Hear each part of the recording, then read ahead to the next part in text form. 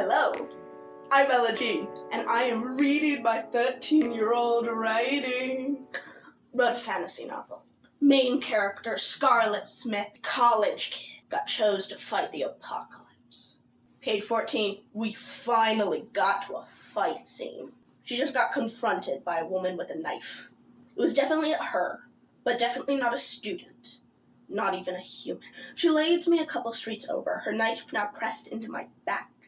We reach a park and pause in front of a great oak tree.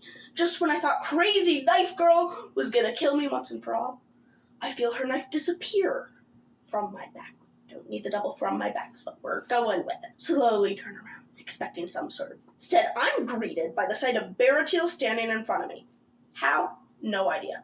I don't think I've gotten how to describe space yet, which is really hard to do a fight scene when you can't describe space. He had a weapon drawn. It had a blade pointing out from both sides, some sort of carvings down the middle. His other hand was resting at his sides, holding a second version of the weapon already in his hand. Speed it up.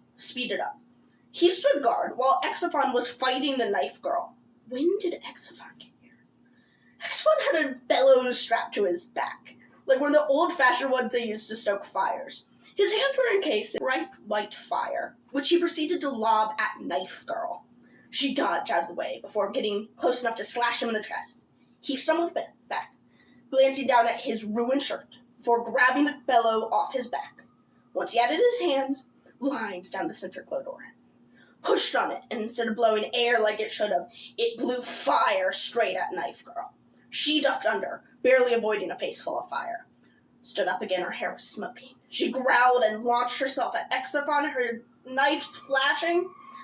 He dropped the bellows, which turned dark, and stepped back. 1 step, 2 steps, before setting his hands on fire and grabbing one of her arms. She screamed, dropping the knife and yanking her arm away.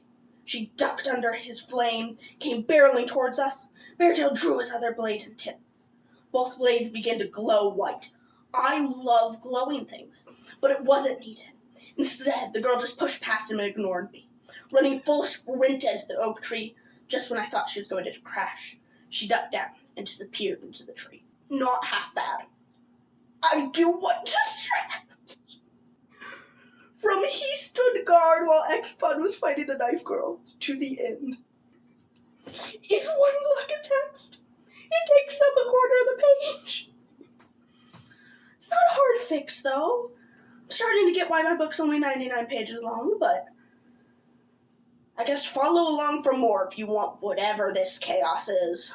Thanks, and see you in another video.